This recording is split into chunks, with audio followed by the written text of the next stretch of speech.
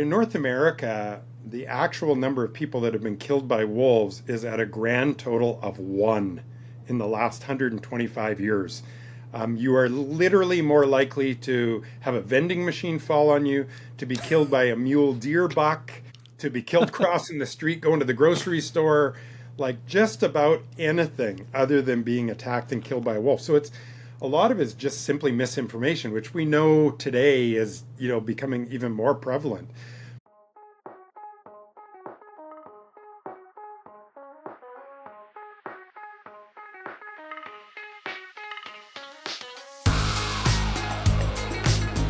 Well, hey everyone. Welcome to episode 409 of F-Stop, Collaborate, and Listen with your host, Matt Payne. This week we sit down with Canadian wildlife photographer John Marriott. I've been following John for a long time, and I'm super excited that I was finally able to get him onto the podcast. I love his views, his ways of thinking, and his approach to photography. I think you're going to love our chat, so stay tuned. Before we begin, I wanted to give a big shout out to our recent supporters on Patreon, including Bill Bomberry, Craig McCord, Nancy Thecken, and Jay Tag. These wonderful humans stepped up to support the show financially to help keep it going. On any given month, my expenses to produce this show range from $400 to $1,000, which doesn't even account for my own time. Since I produce and edit every single episode, it's a lot. Patreon is the best way to support the podcast and give back. If you find any value in these conversations, please consider joining us. Just go to patreon.com/fstopandlisten or find a link in the show notes. P.S. You can also find a really fun bonus episode on Patreon where John and I talk about all of the financial side of making it work as a wildlife photographer in 2025. Okay. Let's get to this week's conversation with John Marriott. All right, John Marriott, it's great to have you on the podcast. Yeah, thanks for having me, Matt. Yeah, of course. I was so happy when my friend Anna Morgan introduced us over email. And you're somebody I've actually known about your work for a long time. I used to subscribe to a magazine that no longer exists that Darwin Wiggett produced a while ago. I can't even remember what it's called, but I think in the very first issue, he kind of awarded you with Canadian Conservation Project photographer or something like that. Yeah, that's right. And, I'm trying to remember what the name of that magazine was too, but yeah. Well, he was on my podcast. Him and Samantha were way back. So yeah, it was quite a while ago. Darwin's more or less retired now at this point, doing a bit of writing and stuff. Right. Yeah. So I've known about you for a long time. I think I've immediately followed you on Twitter, and I love how confrontational you are on Twitter. It's kind of exciting to me. So anyway, so that's kind of how I got to know you. So I'm really excited for this podcast. For people who aren't familiar with you and your photography, why don't you go ahead and tell us a little bit about yourself? Sure. So I started photographing, as a 6-year-old. I got a Kodak Instamatic for my 6th birthday. Went out a lot. I was a normal child in some aspects, not normal in many others. I would go out and build my own wildlife blinds in the woods and go sit out there all day long waiting for a deer to walk by. So I actually have photo albums as a kid of all these tiny little specks off in the distance, and thankfully I kept captions so I can tell what the heck it is. But it's like little moose and deer and bears and stuff. And I was pretty lucky as a kid. I grew up in Salmon Arm, British Columbia, Canada, which is a small rural town of about 10,000 people at that time, surrounded by lots of wilderness. Got to come to the Canadian Rockies quite often as a kid, so camping in Banff and Kootenay and Jasper National Parks, places that most people have heard of around the world. And then in my teens, kind of forgot all about photography and, was interested in girls and basketball and all that kind of stuff, and ended up circling back to photography when I first moved to Banff in Alberta, Canada, which was 1992. And in 1993, I got a job with Parks Canada, and part of my job was to go out and take pictures of people. They'd in the interview, my new boss had asked me, are you comfortable with a camera? And I said, oh yeah, I used to photograph a lot as a kid. So it was kind of a bit of a white lie because I hadn't photographed in probably 10 years at that point. So they gave me all this camera gear and said, okay, go out and take pictures. And so that was kind of the start of it, 1993. And then by 90, I had gone and begged my mom and had got her Pentax ME Super, which was one of those old metal heavy cameras that you could literally drop off a cliff and it wouldn't break. And then I had Vivitar lenses. I had like a 400 millimeter lens that weighed about 10 pounds. And would go out and take slide film and do photos of wildlife in Banff with that. So that was kind of the start of really getting into wildlife. It was 1994. 1996, I sold my first image to Canadian Geographic magazine. Kind of expected that, oh, geez, the coffers are going to open. I'm going to start my business. I got a trade name. I opened a bank account. And that very first year, I brought in a grand total of $717. And spent $11,000. So, pretty typical balance sheet for a starting out photographer. But by the year 2000, I was able to go full time. So I'm now in my 25th year as a full-time wildlife photographer professional, which is pretty lucky. I mean, nowadays, when you consider to have a 25-year career as a wildlife photographer, there's not a lot of people out there that are lucky enough to be able to say that. So I feel fortunate that I've been able to sort of ride with the different waves of business as it's come and gone, and things have ebbed and flowed. But other stuff. I live in Canmore, Alberta, Canada now, on the edge of Banff National Park. So it was minus 14 Celsius this morning when I woke up, so about 0 Fahrenheit. Yeah. And beautiful, crystal clear day. And when I got up this morning, I thought, geez, I should have been out there tracking wolves or cougars or something this morning. I live with my wife and my son Porter, who's 5 years old, and our 2 cats. I guess the only other thing of note is I'm a gigantic Canucks fan, NHL fan. So probably not surprising to people knowing that I'm from Canada that I love hockey. So yeah, that's the quick Coles Notes version. Yeah, that's amazing. And I didn't put this in my questions, but I was just reminded that I feel like maybe 2 or 3 years ago, you had a pretty significant health scare.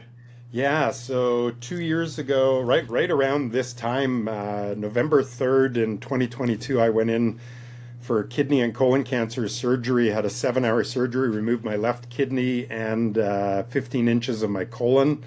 Wow. Then went through chemotherapy all the way till June 2023, so just a year and a half ago. And now I'm they just gave me the 2-year free of disease marker. So that's a huge step towards, I got to get to the 5-year mark, and then they stop monitoring me. I just return to the normal person category health-wise. So it was a big health scare. Obviously impacted my photography for a year, so I'm kind of have a year where there was not much that I was able to do, but my business survived, and I'm back at it. Just finished off 2 months of basically racing around the world, doing photo tours and workshops, and going and accepting award in London, England, and throwing a quick family vacation in there to Italy. And so I just returned Sunday a week ago. So it's just sort of getting back to level here after 2 months on the road. That's amazing. Well, congratulations on recovering so far, and that's exciting. And it's a wonder what you're able to do when you have a nice healthcare system that can support you through those really troubling times. I'll just say that. It's pretty amazing here in Canada. As a jealous American, I'm just saying. Well, cool, man. So we have so many different things to talk about. You recently won the Best Animal Portrait in this year's Wildlife Photographer of the Year competition. I'd love for you to tell us about that photo and kind of the experience that you had just winning that particular award. Yeah, sure. So it's my 3rd time being awarded or nominated in Wildlife Photographer of the Year. I've been entering since 2008. Not a huge success rate, 3 out of 16 so far, but that's pretty much par for the course for most wildlife photographers. I mean, most don't even get awarded 3 times, so I feel pretty lucky there. So I found out in February earlier this year, that I had won the animal portraits category for this year, and so had to, it was embargoed. I had to keep it secret. I was able to tell my wife and basically a couple family members, and that was it. And so the photograph is of a family of lynx that huddled together against the cold, against a really plain, muted, willowy background that they blend right into. And it happened in February 2020, so right before COVID started. I had pitched an idea to a magazine called Canadian Wildlife, which is run by the Canadian Wildlife Federation.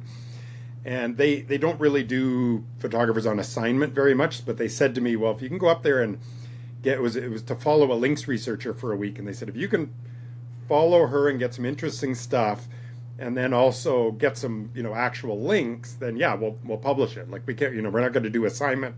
We're not going to guarantee it, but if you can get it all, we'll do it. And here's what we'll pay you.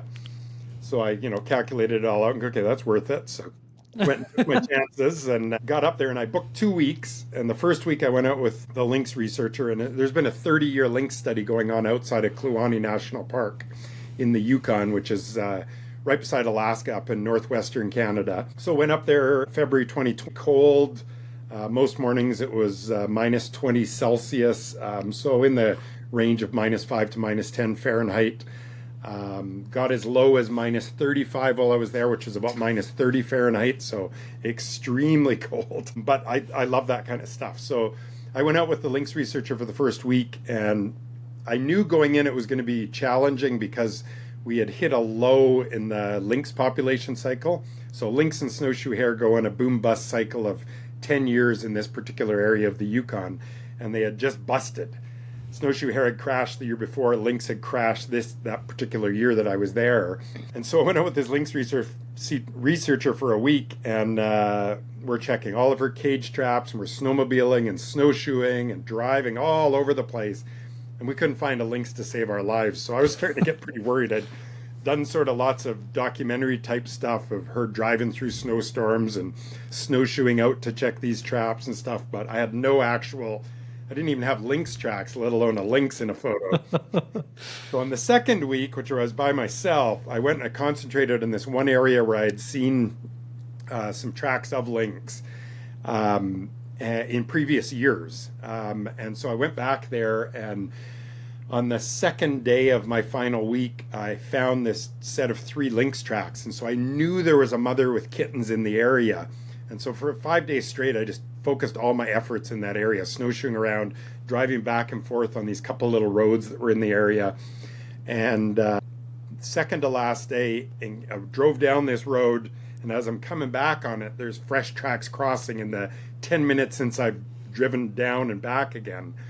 So I immediately grabbed my pack, threw it on. I took a snapshot of my phone because it was minus 29 degrees Celsius when I left my car. So it was about minus 20 Fahrenheit, so really cold. And had all my winter gear on. I take, a satellite device in case I'm, fall through ice or something terrible happens and I can hit 911 right away. I've got all my warm weather clothing, electric gloves, electric socks. I throw my snowshoes on and I start traipsing after the lynx tracks. And it took me about a half an hour to catch up to them. And when I did catch up to them, and this happens in any time I track wildlife. So I have sort of my own ethical guidelines that I follow. And if I catch up to an animal and it looks at me and immediately looks tense or runs or just doesn't look comfortable, I just abandon immediately. Regardless of how long it took me to catch up to that animal and how much effort, that's just the simple guideline that I go by, my own ethical rules. Now, I was lucky in this case. I caught up to them and I saw the mom, and she glanced over at me, looked around, and then just started walking slowly again. And so I was able to just walk along parallel to them, and they caught 2 snowshoe hares. So it was a mom and 2 adult kittens, which is not normal, but in a bust year, often they won't kick out the kittens. They'll keep them with them. Kittens will stick around and help hunt. And so they kind of grow as this little pack of 3 going around of 3 adult-looking lynx. So they caught 2 snowshoe hares, but unfortunately both times it was kind of in this dense thicket of spruce and willow and stuff. Oh, yeah. And I could have crawled in, but I didn't want to break that barrier of, they were comfortable with me. I just wanted to leave it like that. So I just had to be patient. And eventually at about 4 o'clock in the afternoon, they walked out and walked across through some sort of open areas and then ducked into, I knew there was this big open area, and I circled around to the other side of it, hoping to catch them come across it. And they didn't. So I thought, well, where did they go? So I walked back into the open area, and I spotted them at the far side laying down in the lee of the wind against these muted willows. And it was a really cool kind of a camouflagey effect. And so I crept in, didn't get too close. I got to about, I don't know, 40, 45 meters, 45 yards. And I just took a bunch of photos for probably about 10 minutes. And I knew they were good. I didn't know that they were, award-winning or anything. It's funny because when I submit photos every year to the competition, I sort of have 5 to 10 that I think, oh, that's got a really good chance. And then the rest of you're allowed to submit 20. And so the rest of them, I kind of go, okay, what might be different enough to appeal to judges? And this was one of the ones that went into that category because I thought, they might double take. They might look at this again and they might miss the kittens at first, because they're kind of hidden in behind mom and they kind of just have an eye poking out behind her butt on each side. So that was one of the ones I submitted as a maybe, might work. And sure enough, it actually won a category. So in October this year, I was on a grizzly bear trip up until October 6th, and I flew into Calgary, Alberta, got there at 5:30 p.m., ran out to the parking lot where I had a bag packed for London and Italy, because London is where these awards were. And I swapped bags, changed clothes, ran back into the airport, and jumped on an 8 o'clock flight. So I had a 2.5-hour turnaround to run out to the parking lot, grab all my stuff, change, run back in, clear customs, and go through all the rigmarole. And anyways, made the flight, joined my wife and son on the flight, and my mother-in-law, and flew over to London, and then we arrived, it was an overnighter, arrived the next day, had some media stuff right away, and then had a meet and greet that evening, which was a fancy sort of dress-up event. And then the following evening was the awards, and it was a full-on black tie gala hosted by Chris Packham, who's a very famous UK TV presenter, did nature shows all through the 80s and 90s that every kid in Britain grew up watching. So he's super famous there. He's kind of like a Mr. Rogers, if you will, but of the nature and wildlife thing. He's like a mini David Attenborough, or a younger David Attenborough. Like over here, we've got that Marty Stouffer is like like that kind of exactly like the Stouffers. It was quite an intimidating event. Although it's funny because all the photographers felt the same, other than ones who'd been there before. Both times I got nominated before or awarded before, I did not go because I hadn't actually won a category. I just had placed. I was runner-up in the animal portraits in 2012. But I kind of regret now not going because it was such a cool event and it was so interesting to meet all the other photographers. And it ranged from photographers that have 1 million followers on Instagram and are super well known to amateurs that had never won anything before and were pumped to be there. And it was really cool to see that cross section because there are 20,000 photographers that enter the competition from around the world. There's 60,000 entries this year, 91 or something like that. So to be one of the 11 winners was pretty cool. And then we know that one of the 11 category winners, we know that we have to go give a speech, which was cool. And then we also know that one of the 11 wins the whole grand title, but we don't know. Wow. So then they get down to the grand title thing and they said, from Canada. And so we knew right away it was down to 2 of us, me or Shane Gross. And then the next sentence was, in a super unique environment. And I knew right away it wasn't me because the boreal forest is not a unique environment, up in northern Canada. It's interesting, but it's not unique and special. So it was cool to see another Canadian win, though, and to have 2 of us up there as the 11. It was pretty awesome. And then actually the youth who won the Wildlife Photographer of the Year under 20 was actually has Canadian citizenship too, even though he lives in Germany. So there's actually technically 3 Canadians out of the 11, which was pretty crazy when you consider, there's only 100 photographers get awarded or nominated in any single year, and there were actually 8 Canadians altogether that were in those 100 spots, which was pretty crazy for a year. I mean, there's been some years, like the year I was awarded in 2012, I was the only Canadian. So that was really interesting. And then just to get to meet all the other photographers was super cool. All sorts of people that people may have heard of in the U.S. Larry Taylor, Randy Robbins. I got to meet lots of cool people, and it was really surreal to be able to go up and give a speech. And I was able to get a conservation message in there, which is for me always the sort of the end goal of my photography at this point. Besides paying my mortgage, the next most important thing to me is conservation and dealing with wildlife issues, which I'm sure we'll get lots into.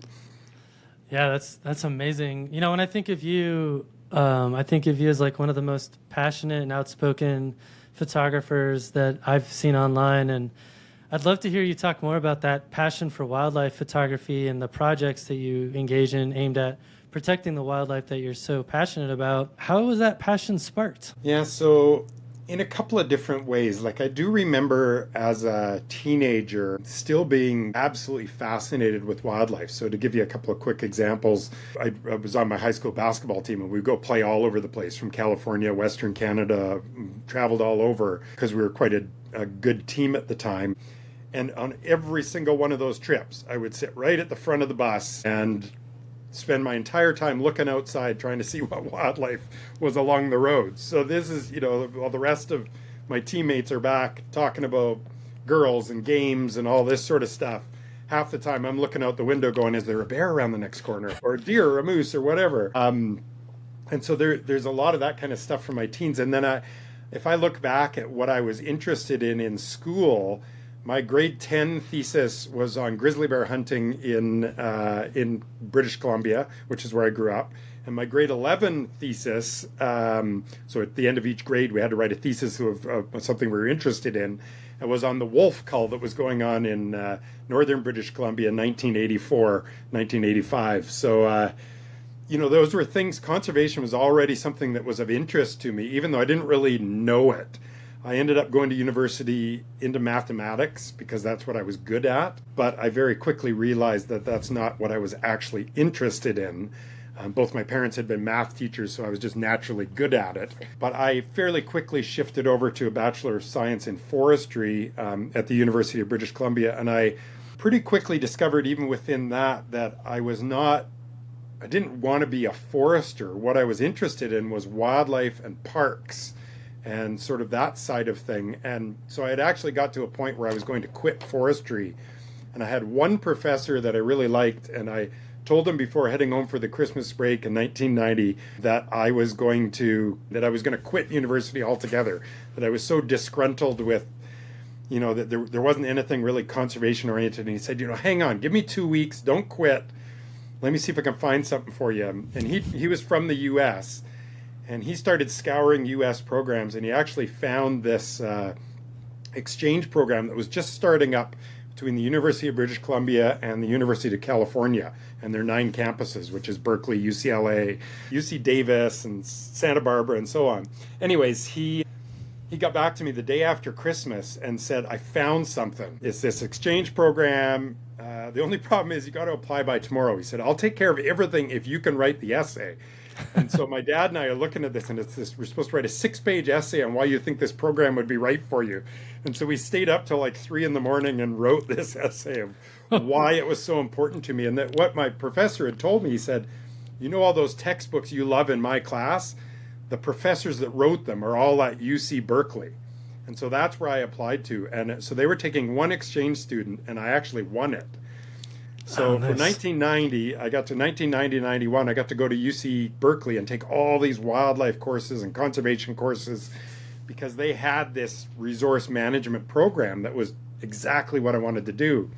And so I ended up staying another year after that and tried to graduate from Berkeley, got within 4 courses, and then just couldn't afford to keep paying the out-of-state fees. So eventually went back to UBC, and by then the California, the way of just that they did their classes. So for instance, I went to this summer camp up in the Sierra Mountains by Quincy, California. And it was a 2-month summer camp.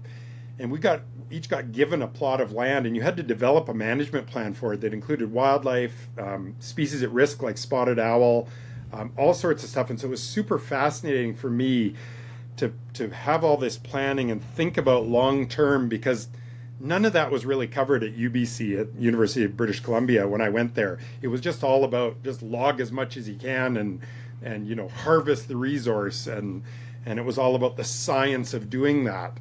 And that just didn't interest me at all. So that was really what sparked me. And then when I finally did graduate from University of British Columbia, finished those 4 courses I had to come back and take, which was torture, I fairly quickly after that moved to Banff, and within a year got a job with Parks Canada as a guide naturalist, so giving talks at slideshows and doing guided hikes for people and telling people where to go at the information center and things like that.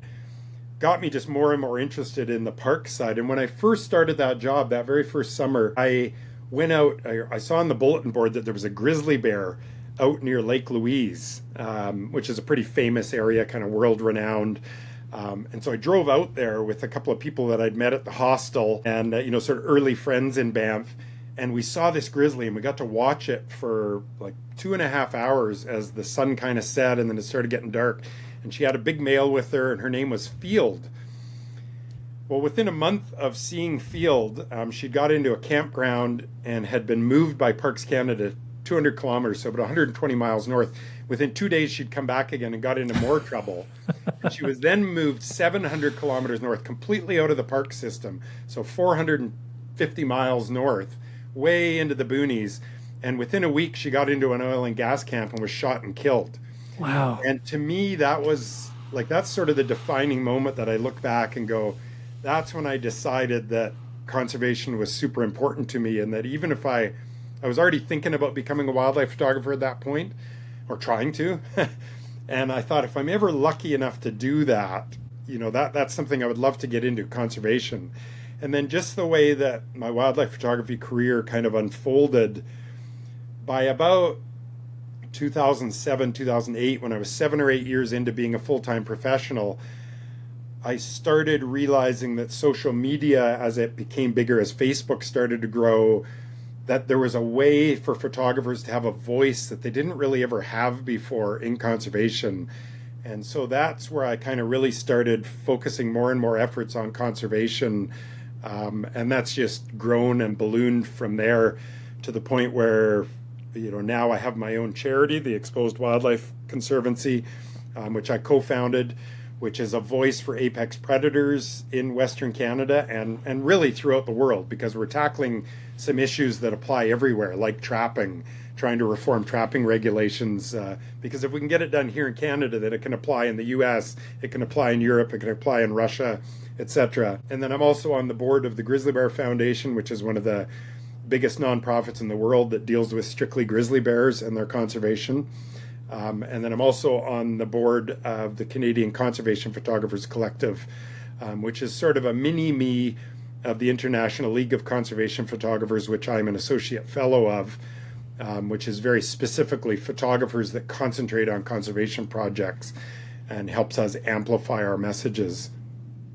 Love it. Yeah, man. That brings me to a question that I think might help frame the next part of the conversation. And it's a simple question. Why should we even care about these animals to begin with? It's a great question. So I think as we're going along as a society right now, I think people can realize, most people, the ones who believe in science anyways, that we can all agree that there is something going on with the climate, that there is a biodiversity crisis happening with much of our wildlife. We've never seen an extinction event basically since the dinosaurs of what we're experiencing right now around the world. And we see it whether you look with a microscope at a very tiny area.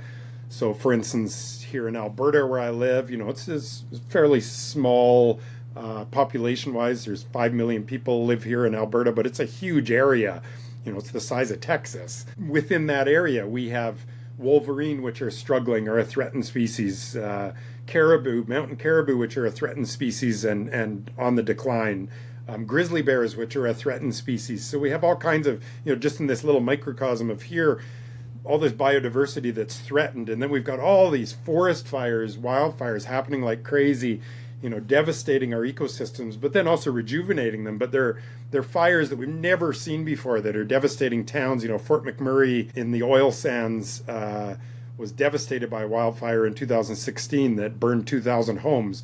And then just recently in August this year, Jasper National Park, the town of Jasper, which is one of my favorite towns in the world. I've spent probably a year's worth of time there over the past 30 years, photographing, leading photo workshops and tours and all kinds of stuff.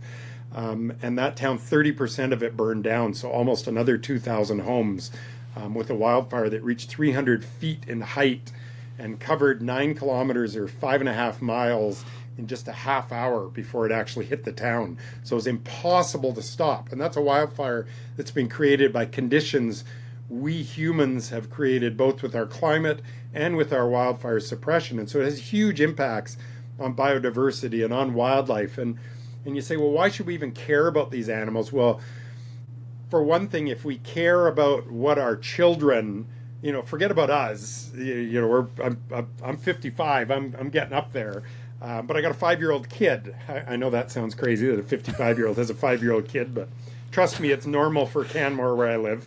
It's career first, and then the kids are an afterthought. Right. But for my 5-year-old son, I want him to have the opportunity in the future to be able to go for a drive or a hike, and maybe he doesn't even see a grizzly bear or a cougar or a wolf or a wolverine, but just to know that they're out there. Like, there is something so special about being able to go into the wilderness, whether it's Glacier National Park in Montana or Yellowstone, or whether it's here in my backyard, and to be able to know that we have these large apex predators at the top of the food chain where the biodiversity, feeds down from it in a pyramid, that trophic cascade, and you have a great biodiverse ecosystem that is working properly. And so anytime it's not working properly, anytime we have overhunting, over-trapping, we have habitat loss, things like that, those are issues that really stand out to me as things that I need to care about, and I need to figure out a way to make everybody else care about them too, because it's so critical that we build a critical mass that will then affect change, so that we can change how our wildlife is managed, and we can ensure that down the line we have different wildfire suppression methods, we have different ways to look at climate change, we have different ways to look at biodiversity loss and tackle some of this head on. And so you may go, well, what difference does it make then if someone is using such and such a trap and killing a bunch of wolves? Who really cares? The wolves are going to come back anyways. And I go, well, as we are doing that, as we get very specific about certain topics and certain conservation issues, it all feeds into that larger umbrella of, how are we as a human species caring about the other animals we're sharing the earth with? And so it's going back to more of an indigenous view of life, of where humans were viewed as coexisting with the wildlife that was around them. That didn't mean that they didn't still kill a deer or a moose or a bison or a bear and eat it and use it and worship it and respect it. But it was totally different than this kind of colonial system we built in now, where really all of wildlife management is run by the hunting and trapping community. And to be honest, I've got nothing wrong with people hunting and putting food on the table. But it's that trophy hunting and that just way of going about managing wildlife that we're giving the voice to the consumptive users, those people that are killing wildlife as a resource, when they only make up 5% of our population. 95% of us don't hunt or trap, and we get no voice in how our wildlife is managed. And so that's one of the big things that I want to change, and I think that'll have a huge impact if we're able to do that. If we're able to move to more of a system like what California has, where California is the first state or province in North America where the wildlife board and people who manage wildlife is actually made up of more non-consumptive users than consumptive users. And you go look at that board and you'll see not only is it diverse and full of Asians and blacks and whites and indigenous people and everything, but it's also full of men and women. Whereas you go and look at somewhere like, here in Alberta, for instance, it's a bunch of old white men. Is who's making all the decisions. And so we need to change that because the population is no longer a bunch of old white men. And, here I am speaking as an old white man. But I think that message will be pretty clear to people when they go and read what we have on Exposed or what I post on my social media. There's very specific things that I tackle, but there's a bigger picture issue that I think conservation photographers in general are working at and whittling away at and slowly building this army of more educated people. Yeah, I had how we got connected actually is I had shared a story with Anna Morgan about an experience I had this winter where I was leading a workshop in Yellowstone, and I got really lucky and fortunate in that we stumbled upon a pack of wolves taking down a bison. We could only stay for like 3 hours because we had to get back to, we were on a schedule, but apparently it lasted pretty much for like 24 hours straight. I don't know the exact words for it, but they were basically exhausting the bison until it gave up, and they were taking turns, and it was fascinating to watch from my perspective. As someone who loves nature, just raw power, raw beauty, raw nature, just witnessing that in person and being able to photograph it and video it was just one of the highlights of my year. Maybe even my photography career was just incredible. And I was so excited about what I had witnessed that I was actually recording in slow-mo on my Sony. And so I posted this slow-mo video. It probably lasted like 25 seconds of just the process of these wolves taking turns and coming around the backside of the bison and biting it in the back, and then the bison would lay down again, and all of this stuff. It was just awesome.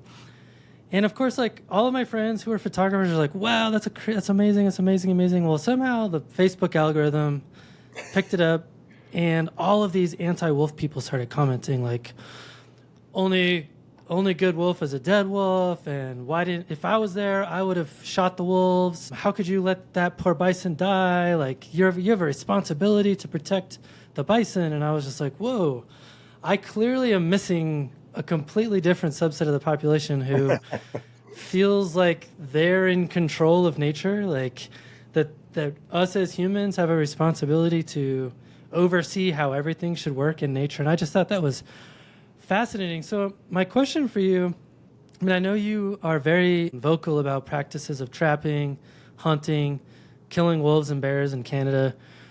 Why do you think there's so many people out there who not only don't care about these animals, but actively go out of their way to eliminate them? Yeah, there's a few reasons. So one with the wolf in particular, there's been centuries of folklore, myths, Hollywood movies. I think of that Liam Neeson movie that I can't even remember the name of it, but just a terrible, terrible depiction of wolves. So, it starts with Little Red Riding Hood and onward. And back 800 years ago, wolves in Europe that did occasionally attack people. But in North America, the actual number of people that have been killed by wolves is at a grand total of 1 in the last 125 years. You are literally more likely to have a vending machine fall on you, to be killed by a mule deer buck, to be killed crossing the street, going to the grocery store, like just about anything other than being attacked and killed by a wolf. So a lot of it is just simply misinformation, which we know today is, becoming even more prevalent. But if you think of the hunting and trapping cultures and people that grew up in the hunting trapping cultures, they've been taught since they were little kids that, wolves are bad, that apex predators are bad, that they kill our deer, our elk, our moose, and they stop us from putting food on the table. And we now know with science that that's not actually true, that we also know that it's not beneficial to go out and randomly kill wolves through trapping or through trophy hunting. And same with grizzly bears. We know that doesn't reduce conflict. It doesn't reduce livestock conflict. It doesn't increase populations of ungulates. The only thing that really increases populations of ungulates is a couple of things. 1, improve habitat. 2, stop hunting. And 3, kill all the predators. So, we can sort of see as, if you're a sensical, a common sense type of person, you can probably go, well, it doesn't make sense to kill all the predators. Probably doesn't make sense either to stop all the hunting, whether some people would like that or not. I mean, it is a good organic way for people to get meat. And then, number 3, with habitat loss, a lot of times we don't have control over that. We can try to have control over it and try to improve habitat, but that's not always something that's within our reach, particularly in the short term. So then there come, where's the balance then? And so this is where, with the management, we really need to overturn. That's why I talk about sort of slowly building this army of educated people that can argue back and that can fight back and say, well, that's not true. Killing wolves outside Yellowstone National Park just because you hate them actually does nothing for increasing ungulate populations. And so that hatred that's built in, that's something that at this point I really just don't even deal with anymore. It's an insta-block. If I get people coming in and posting misinformation or posting hatred for them, I'm not going to change their minds at this point. My goal is to change the minds of all the people, or to educate the people that don't even know this is going on. With trapping, for instance, if I go out there and I say to people, did you know that there's 1,600 trap lines in Alberta, for instance? That's a mind-boggling statistic when you actually show a map and it shows 75% of Alberta is within trap lines. Really, the only part that isn't is like the farmland way out in the middle of the prairies. Everywhere else has trap lines on it. And so that means that there's actually more trap lines than there are. So, there's some pretty concerning stuff when you actually start looking at the science. And that's where I'm trying to have the science back up whatever I say, and just get ahead of some of this misinformation. There's one of the ones I hear all the time, particularly from American hunters or trappers, is that, we pay for wildlife conservation, the hunters and trappers. And that's simply not true. The Smith-Mould study in 2016 or 2018 in New Mexico actually showed that 94% of wildlife conservation is paid by non-consumptive users. You can go Google that and look up that study, and they did a really in-depth study or in-depth look at New Mexico, at wildlife conservation, wildlife management, and it is almost entirely funded by the non-hunters and non-trappers. And they extrapolate that across the country and into Canada. And it's pretty easy to see when you look at, like, for instance, when I was fighting the grizzly bear hunt in British Columbia, it was really easy to put the numbers together and go, okay, the amount of money that's coming in from the tags and licenses being sold does not even equal the amount that they're paying the grizzly bear biologist, let alone the admin fees and the enforcement from conservation officers, and then any supposed money going back into wildlife management or conservation. Like, it just suddenly doesn't exist. Like, it's the taxpayer that's paying for everything else. And that taxpayer, as I've said, is 95% non-consumptive users. So that's where we really need to just sort of flip things and get to a wildlife management system that benefits people as a whole and benefits the ecosystem, biodiversity, climate change much more impactfully than what's currently going on.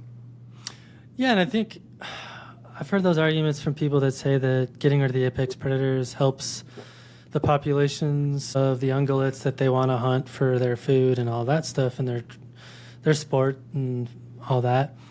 But my understanding is that by and large, the predators are hunting the weak and the young, or the diseased, the ones that are too weak to fight back or to escape or to run away. And by doing so, that actually strengthens the overall population. It makes for a healthier herd of elk. It makes for a much healthier herd of bison in Yellowstone, and it eliminates the diseases. And when you don't have those apex predators, then you start to run into stuff like chronic wasting disease and all of those things. So, like, it's kind of counterintuitive, but, like, if you actually study it, like science, you start to realize that having a healthy, balanced ecosystem is actually better for the overall health of the animal that you purport that you think we should be protecting. So, I think once people start realizing that stuff, hopefully it can change their minds. I don't know, but like you said, a lot of those people are very set in their ways.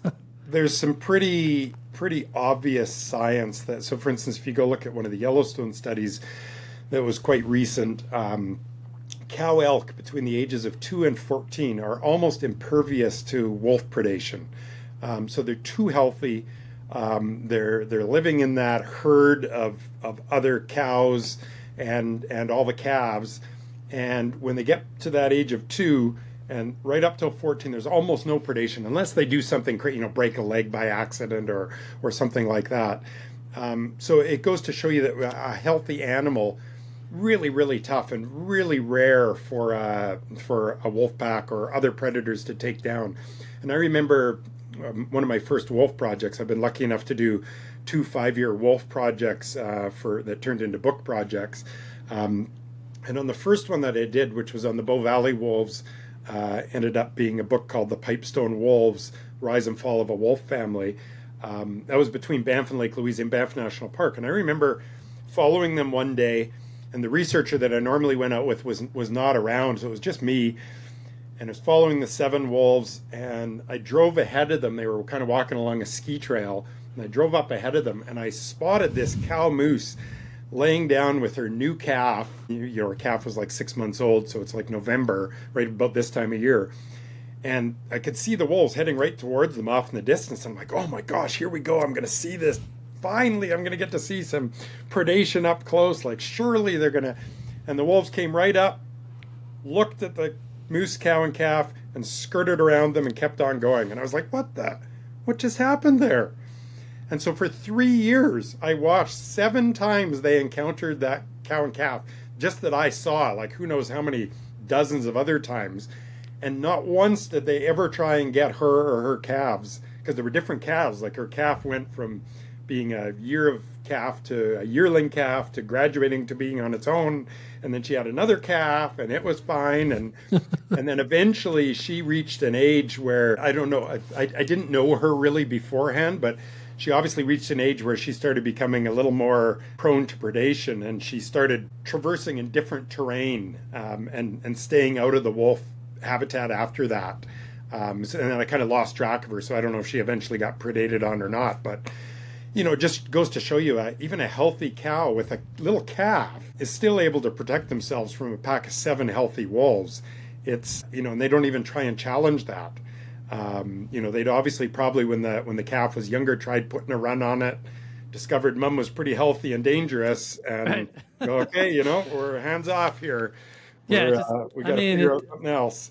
It Yeah, just takes one smack in the face with those giant antlers to realize that you're outmatched. and I get what you're talking about with the bison of the and sometimes it's long drawn out deaths, and that's nature. That's how wolves weaken their prey so that it's less dangerous for them to kill a bison or a moose or whatever, as they slowly peck away and weaken it and tire it and nip at the hamstrings and calves and things like that and get the slow bleed going. And it seems horrible to someone watching from afar, but trust me, not every hunting kill out there with a rifle or a bow is a nice clean kill where the animal doesn't suffer. Even in a clean lung shot with an arrow or a bullet, still 5 minutes for that animal to die. So it's a fallacy that either one is a painless death. Like I said, I'm okay with people hunting to put food on the table, just as I am 110% okay with wolves going out and chasing a bison around for 10 hours to tire it and eventually making a clean kill without injuring any of their family. Yeah, and I think, I don't know what it's like in Canada, but I know here in the United States, a lot of the beliefs around these animals is rooted in livestock kills. And Yeah. I'd be curious what your thoughts are on, like, how can we partner with ranchers and others to address their concerns while also protecting these animals from persecution? Yeah, so great question. So Defenders of Wildlife and a couple other groups in the U.S. have done some pretty in-depth studies on actual livestock predation, and in the U.S. as a whole, it's extraordinarily low. 0.2% is attributed to predation. Having said that, so the biggest killer by far is illness and disease and, things like that, harsh weather, and, all the big events back in the early 1900s that killed off tens of thousands and even hundreds of thousands of cattle were all weather related. It was nothing to do with predation. Predation is generally small and here and there, and in most places where it does happen, whether it's coyotes or wolves, there are compensation programs in place. Now that still doesn't mean you can discount that a rancher is trying to make a living off of their cattle. It's a resource. It's something that they're often near and dear to. So we have to look at other ways to coexist and make sure that wildlife, and in particular predators, can coexist with ranchers in situations, outside Yellowstone, in Montana, in Alberta, in British Columbia, throughout the range, Oregon, Washington, where wolves are moving back into Colorado. So to do that, there's a number of different things that can happen. One could be the rancher taking proactive steps on their own, using things like fladry, which is a type of flagging used to discourage predators, using fencing, using range riders. Some of it involves additional expenses, but if you look back at how ranching originally operated, there always were range riders. We've moved to an area where ranchers have kind of gotten away from that and just kind of put the cattle out there on the range and hope for the best. And yes, there's going to be predation. There's also going to be predators feeding on cattle that just die out there and getting the taste for it. And so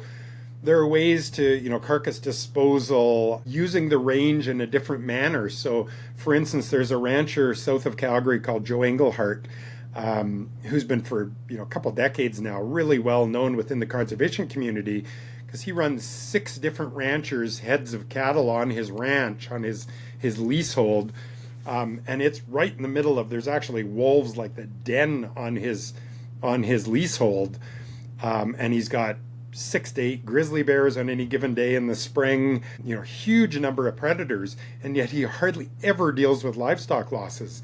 And if you go and chat to him, it's a couple of things. One, he puts range riders out. He watches what's going on. He has figured out what's going on in his land with, there's a wolf den over there, so I'm not going to go put calves out anywhere near that. I'm going to use a totally different range for the calves when they're young and little. And then I'm going to have them calve near the barn here, and then I'm going to put them out in that range. And I'm going to have someone watch over them.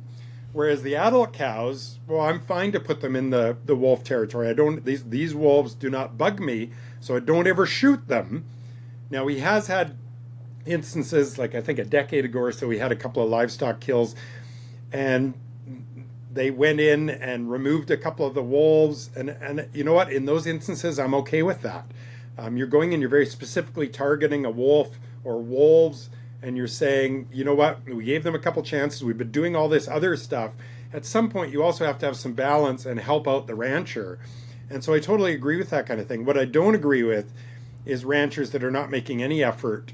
So we see that a bit in Oregon with ranchers that are actually doing the opposite and sticking their cattle with brand new calves right in the middle of wolf range so that there will be predation, so that then they can call in the authorities and say, oh, look, we had a calf killed. Can you come get rid of these wolves now? So kind of the opposite of ranchers that want to coexist. They're going out of their way to not coexist. So that's just going to come with education and showing examples of other ranchers that have made it work. There are ranchers around Yellowstone that are really good, that have learned to coexist with predators. And again, as long as you have it in place where the biggest thing that I see happening is a rancher will see a wolf on their property and immediately think it has to be killed. This actually goes against what there are studies now showing that if you go out and you randomly kill wolves, you actually can potentially increase livestock conflict or other types of conflict with pets and things. Because what you're doing is you're disrupting that family dynamic of the wolf pack, and you may take out the wolf that, like when a wolf pack, there's often 1 or 2 that are really good at doing the killing. And if you take out one of those ones, or you take out one of the alphas, one of the leading male or female, you disrupt the social dynamic, and then you may actually cause the wolves to split up and form even more packs. Or you may cause these younger wolves to go out and they don't really know how to kill deer or elk properly, and they go for the easier prey, which can be livestock or pets. And so it actually, and there's science showing the exact same thing with cougars, where if you go in and you're continuously disrupting the social dynamic by killing the big tomcats, you're creating all these younger cats that are competing, and half of them don't know what they're doing, and they get into conflict with humans and pets and livestock and so on. So the lesson to be learned here is that if you actually just leave the dynamic, if you've got a wolf pack on your ranch, but they're not killing any livestock, leave them. Just let them be. And if something happens 5 years down the road, sure, then go in and deal with that. But if not, just let it be. And let those big tomcats, cougars roam around. Don't disrupt that social dynamic if everything's going well and you're not getting predation on your livestock or your pets or any conflicts. And I guess, here in the States, I don't know how comprehensive it is, but the program where they compensate ranchers for livestock loss from predation, I feel like if that's happening and the main reason why people get upset is because it disrupts their livelihood, like, shouldn't that just be solved? You know what I mean? Like, that's the thing that I just don't understand is, like, there's a program in place to make you whole, so... I mean, yeah, you have to fill out some paperwork probably, but like, Is it worth killing another animal so that you prevent that having to go through that process? That's the piece where I'm just like, it's hard for me to connect with their issue because it's like, it's been solved. You know what I mean? Yeah, I mean, the argument from the ranchers' side would be twofold. I don't want to have to keep going through this over and over again. And two, the predators kill way more. I just can't prove it. Oh, right. Yeah. The hearsay sort of a thing. And that's partly, if you don't have range riders out there and you just are out one day and you see wolves feeding on one of your cows, well, who knows how the heck the cow died. So if you talk to somebody like Carter Niemeyer, who I've interviewed quite a bit and, read all of his books. And so he was involved with the wolf reintroduction in Yellowstone and was also working for Wildlife Services and is, probably one of the most proficient trappers that is in the U.S. and did all kinds of wolf trapping and so on, and ran these predator compensation programs in Idaho. And, chatting to him, and it's like, these guys would go out of their way trying to prove that they would fake all this stuff. And he'd say, I'd go in and be like, no, that's not predator. Like, I don't know how this died, but it's not predator. It's not wolf. It's not grizzly. It's not cougar. So stop trying to rig the system. And he has just countless examples of that. So there's some sympathy to be given, but at the same time, unless you see ranchers starting to take some steps to coexist, I kind of lose patience at a certain point and go, you know what, all you're doing out there is just continuously killing predators, and you're just perpetuating the system of just new wolves rolling in, new cougars rolling in, and of course you're going to just continue having conflicts. Yeah, that all makes perfect sense to me. Well, back to the photography side of things, as a conservation photographer, do you feel that your work can realistically accomplish the goals you've set out to achieve relating to protecting these wild animals? Yes and no. I think that we've got some pretty major hurdles to overcome with wildlife management and sort of educating the masses and making them care and making them want to care as much as, I'm sure we've all seen the anti-wolf, they're very vocal, that crowd, and there's the same sort of thing with anti-bear and anti-cougar and so on. And so making the conservation side just as vocal, if not more so. And that's a slow build. It's just slowly educating as many people as possible, making them care enough about it, and continuously putting these issues in front of them so they go, okay, this is friggin' ridiculous. What do I do? How do I help? How do I get in now?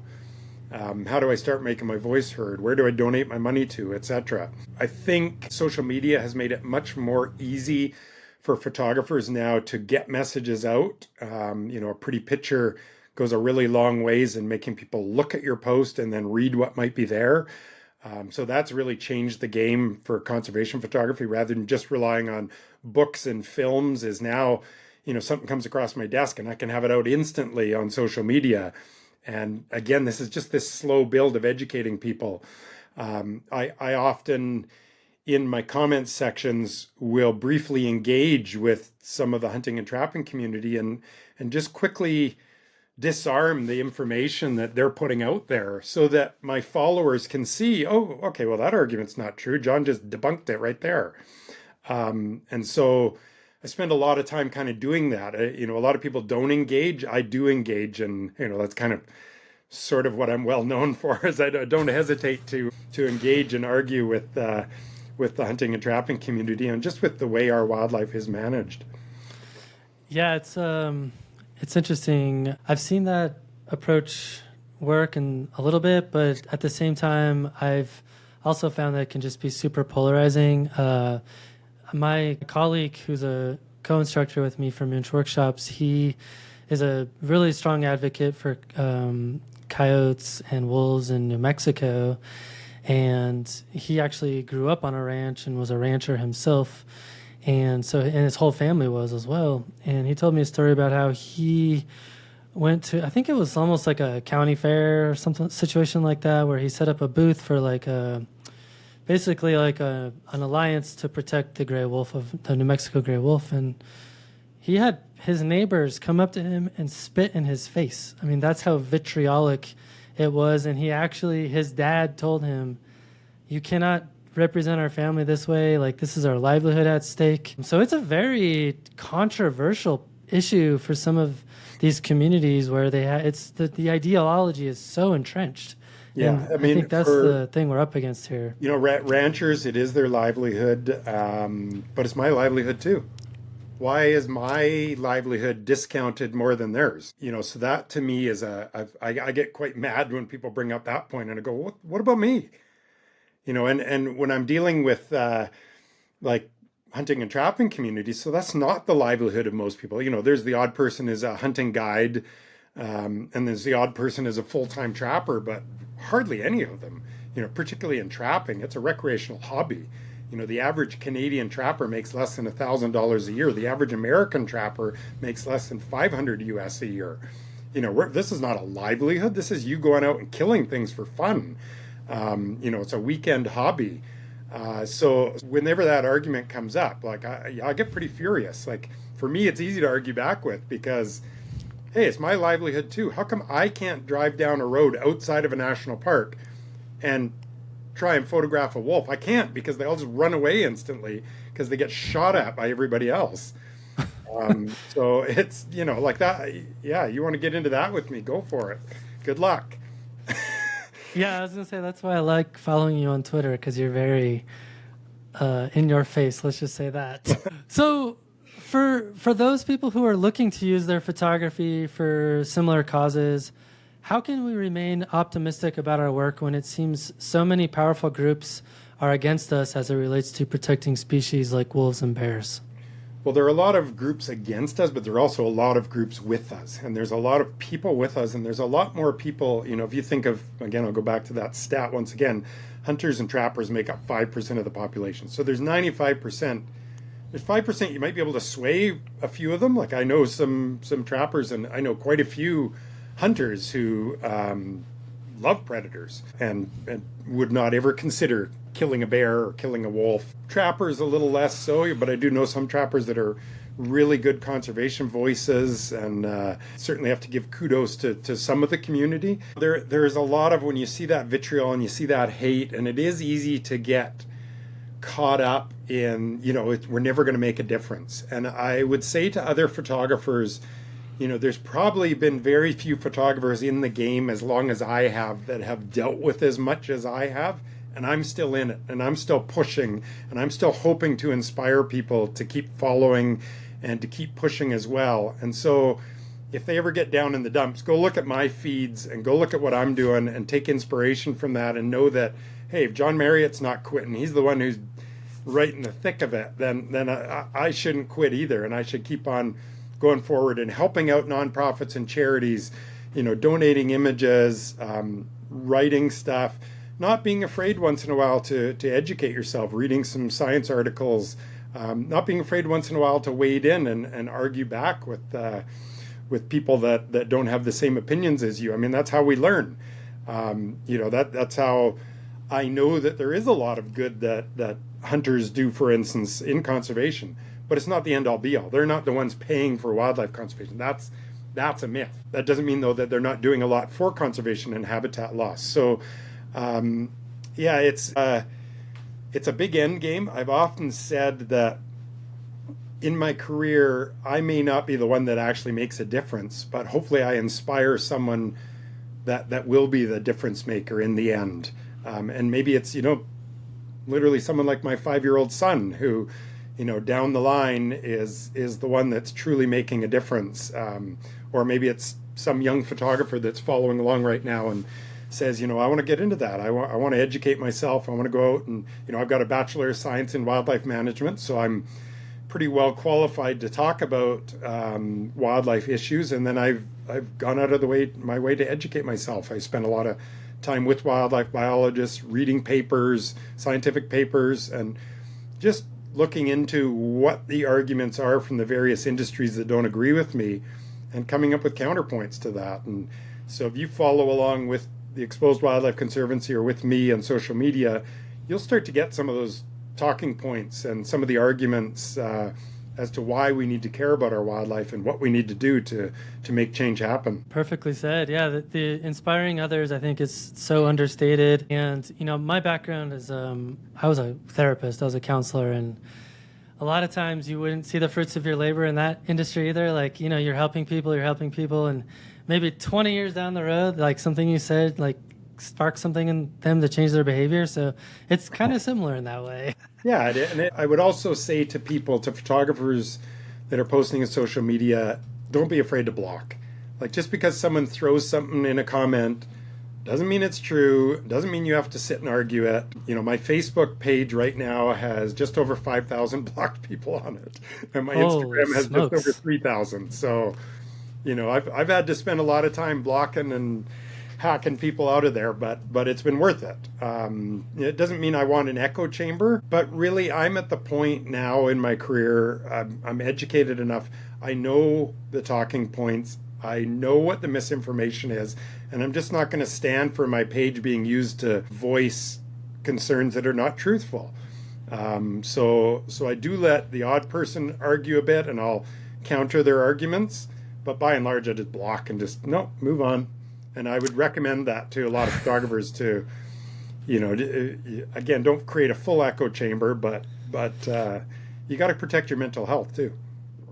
Yeah, I mean, my philosophy on that is if someone can engage with me in a civil way, like civil discourse, and we can have a nice conversation, and you can make some points and I can make some counterpoints, and it's a peaceful discussion, like I'm fine with that. But if you're going to come in and like, I had this one guy that was like, if I was there, I would have shot you because you're filming it. And I'm just like, wow, you are out there, man. I mean, that's the kind of stuff I'm sure you get all the time, So I definitely blocked quite a few people that day. Necessary evil. Yep. Well, you had talked a little bit about it earlier, but I'd love for you to spend a little bit more time talking about the nonprofit that you co-founded. Yeah, sure. So it's called the Exposed Wildlife Conservancy, and it's funny. It started, I have a client / good friend, almost best friend, who has come on about 20 trips with me. One of my revenue streams is a small tour company that runs wildlife photography tours and workshops in Canada primarily, a little bit elsewhere, but mostly Canada. And I've got a client that's come on all these trips, and my trips are somewhat similar to other photographers, but also a bit different. It's dawn to dusk photography, and then there's a real social aspect to my trips. I don't generally go into Lightroom or Photoshop or any of the super technical stuff. People generally come on trips with me because they like my company, they like the dawn to dusk, no interruption photography stuff, and then they love the social aspect. So sitting around having a glass of wine, eating good food, and chatting about everything, not just photography. And so my friend Kim Odland had been on all these trips and, hearing all these conservation issues. And he finally goes to me one day. He's like, I just can't believe this stuff's still going on in Canada and elsewhere. He's like, like, how do we let people know? And so it sort of planted the seed. And then a couple of years later, he continued to kind of go on about this. And a couple of years later, he emails me and he says, it was 2015. And he says, I'm going to be in Canmore tomorrow. He doesn't live here. He lives in the same province as me, but about 4 hours away. And he said, do you want to meet for lunch? I have this idea. And so we meet for lunch, and he says he came from he runs a company that does TV commercials. So from the production side of things. And he said, I kind of think we need to make a TV show about conservation issues. And so we spent the next year pitching to TV networks this idea of kind of a Ducks dynasty mixed with wildlife conservation photography, of like all these characters that I deal with. And we actually got pretty far with, I can't remember the network now, a US network, where we got into a set of meetings with them. And then they wanted to totally turn it to the Duck Dynasty side of things. And we were like, no.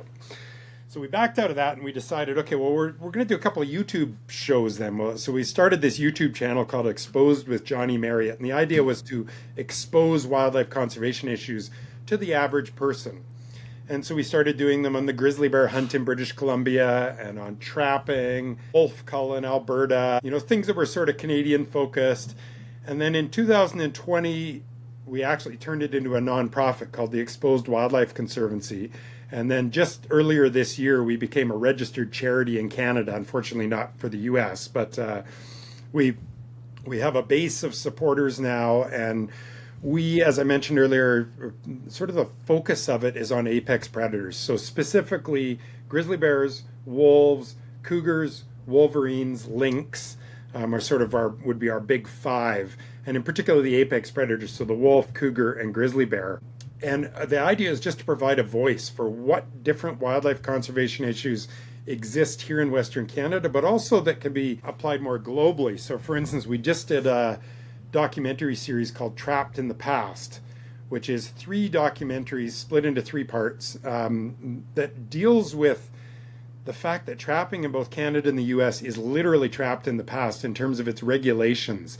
So to give you an idea, hundreds of years ago, 150 years ago, if you were a trapper in the Canadian wilderness, you would build trapline cabins along your trap line because you were snowshoeing out into the middle of the wilderness, 10, 15, 20 miles at a time, following your trap line, going deep into the wilderness. You had no sat phone. You had no way of communicating with the outside. You had to take all your supplies on your back. Well, those regulations still exist.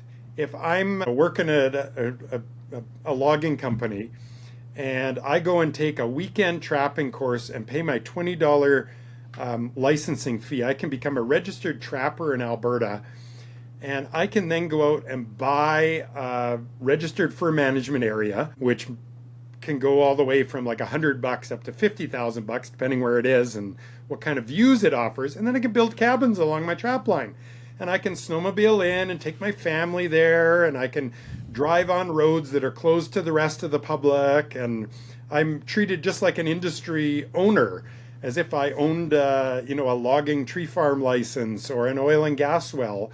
And I get to have all these special rights on the land. And so this has not been updated in the last 150 years. And there are hundreds of these types of regulations, both throughout Canada and the United States, that have never been updated. And they all date back to these old, ancient, archaic, unethical, all sorts of different stuff related to traps. And, both Canada and the US still allows killing neck snares, which have never been accepted into any international agreements on trapping. And yet they're still used in the hundreds of thousands in both of our countries. And what they are is just a metal loop that can be handmade, or you can go buy them at Cabela's or Bass Pro or wherever for like $8 each, or a pack of 8 for like $30. And you tie them to a tree and you put this loop out there and you put a bunch of bait in the middle. It can be a dead cow, dead pig, whatever. There's no regulations on that. And then you put all these snares everywhere, like 30 of them around this bait site. And anything that walks in gets captured and chokes to death, or sticks an arm in and gets caught, or whatever. So you catch everything from endangered caribou to endangered grizzly bears, to the things you're actually trying for, wolves and coyotes, to lynx, wolverine, whatever. They're completely indiscriminate. And so this is one of the things we've been shining a light on and going like, what the F, people? Like, this is something we need to know exists out there and that we need to change. And so we're working on actually a federal campaign here in Canada that if we're successful, and I'm not going to go too much into the details because I honestly don't want the trapping industry to know what we've got going on behind the scenes, but it's substantial. And if we're successful, it's going to send ripple waves around the world. And we might be looking at 10, 20 years from now where snares are illegal worldwide. And that to me would be, that would be the crowning achievement of my career if we were to get to that point. Wow. I could see using a snare if it's like zombie apocalypse time and you're trying to survive in the wilderness or something, but come on. The reason they're so prevalent is because they're cheap and there's no regulation on them. They have literally been slipped in through loopholes and backdoor agreements. And, Canada, for instance, is a member of a signatory of the Agreement on International Humane Trapping Standards, which the U.S. did not sign. So that's another totally separate issue of what the heck, U.S., why not? But in Canada, we signed this agreement with Russia and the European Union, but only under the exclusion of killing neck snares, because Canada was unable to provide scientific proof that they would kill under 5 minutes, which you have to be able to prove for all the traps you're using for this agreement. So Canada said, hey, we'll sign this agreement, but only under the condition that we get to exclude this one type of trap because we can't prove that it's ethical. It's like, oh my gosh, well, what's the point of even signing in this point? And why have we, 25 years later, still not ratified this agreement and come back and reviewed it? It's supposed to be reviewed after 3 years and still hasn't been done. So there's things like that we're making a federal push for that, if successful, will have ripple effects into the U.S. and elsewhere. What is the cogent or logical argument against removing them? I mean, it doesn't seem like a humane way makes of trapping harder. But Makes it harder, makes it more expensive. And when you're dealing with a hobby, that can have a big impact on guys that want to be out there killing stuff. Fascinating. Yeah. I mean, it's this, and I just have to say this one phrase because people have to keep in mind, killing is not conservation. Right. This is Yeah. totally separate things. Don't buy into a trapper telling you that we're stewards of the land and we're conservationists, and there is the odd trapper who is. The vast majority are not. They're just out there killing things and doing it for fun on a weekend. That's a whole other podcast about trophy hunting and we should get back to photography. Trophy hunting and how it lifts up these poor communities in Africa and blah blah blah, and their economies would fail if Africa's a different story altogether than North America. The trophy hunting is not lifting up any communities in North America. Let's be clear about that. What is lifting up communities is the wildlife viewing economy. In places like Gardner, Montana, or places like where I live, Canmore, Alberta. Photographers. Tens of millions of dollars get spent in Banff and Jasper from tourists coming here to view wildlife. The wolf viewing economy in Yellowstone alone is worth $25 million a year. There's not a trophy hunting business out there in the world that brings in $25 million a year. And there's certainly not an argument. There was a great study done in British Columbia fairly recently by Stanford University in 2017 that looked at the economics of trophy bear viewing, going out and viewing the bear versus trophy grizzly bear hunting. And the economics of it the viewing just dwarfed the hunting. The number of jobs it provided was 50-1 and the economic benefit was 12-1. Wow. And you don't have to kill something in the process. You don't kill it. It's there the next time you go back. Yeah. Yeah. Yeah, I've never... I mean, what's interesting is as photographers, I feel like we get the same rush and the same thrill that hunters do when we're tracking animals and we're finding ways to photograph them in creative ways. It's a very similar vibe in terms of what you get out of it as a hobby. Yeah. And so when people argue about well, it's exciting and stuff, I'm like, why try to use a camera? It's basically the same thing. I do, like I said before, I've got lots of good friends that do hunt, and I can relate to lots of what they talk about. And, to me, one of the reasons they're my friends is they're good ethical hunters. They're after sustainable meat. They're not concerned with persecuting predators. So those to me are the hunters like what my dad was. My dad and my uncle and my grandpa were all hunters, and they all just hunt to put food on the table, had no desire to be out there killing predators or anything like that under the false premise of increasing ungulate populations. Yeah. As you alluded to earlier, just going out and persecuting predators en masse leads to things like CWD. It leads to all sorts of diseases and then we see in areas like Maine, where they're just overrun by deer because there's no predators left. So there's so many biological and ecological and ethical issues with going out and just randomly persecuting predators. It doesn't make sense from a science perspective. It doesn't make sense from an ethical perspective. It doesn't follow common sense reasoning.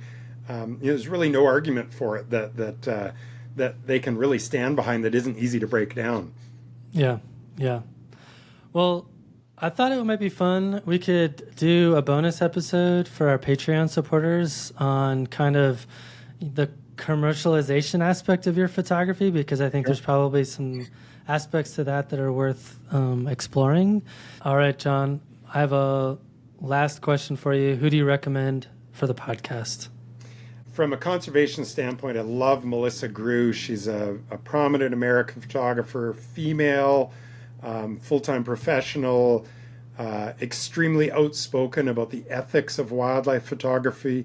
So many of your American listeners and Canadian listeners, and actually people around the world, may have heard of her from her involvement in setting ethical guidelines with some of the big U.S. photography organizations, including NANPA.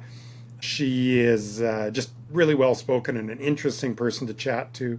I also think of a couple Aussies that just have interesting stories: Charles Davis, Douglas Gimsey, and then another American that I follow quite closely and is quite prominent on social media and just an interesting person is Max Waugh, who many people may know from his Yellowstone work, and he does a lot of international photo tours and things like that. So yeah, I just think there'd be a lot of interesting interviews in there amongst those four people. Perfect. Yeah, I've been following Melissa for a long time, and I love how outspoken she is about game farms and that whole aspect and how she's taking them on head on. And I just super love that. I think that's amazing. Yeah, it is. Yeah. I mean, it's also putting your neck out there, kind of like I do it a bit in a different way, but she really puts her neck out there and, is dealing with a lawsuit because of it. Yep. And I hope she wins. I'm just saying. She will. She will. Yeah. Well, John, this has been tremendous. I can't thank you enough for taking the time out of your busy schedule to join us for the podcast. And I'm really looking forward to seeing what comes next in your fight for the animals. Let's put it that way. Yeah. Thanks, Matt. And thanks for having me on. I'm glad we could finally arrange it. Yeah, absolutely, man.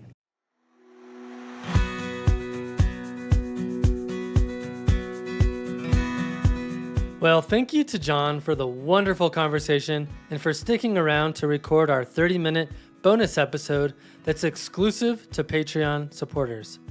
You inspire me tremendously, John, and I know that our listeners will have also loved to hear your story. So thanks for all that you do. We really, really appreciate it.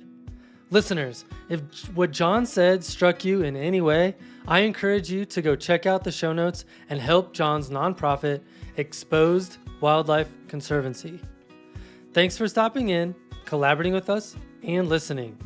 See you next week.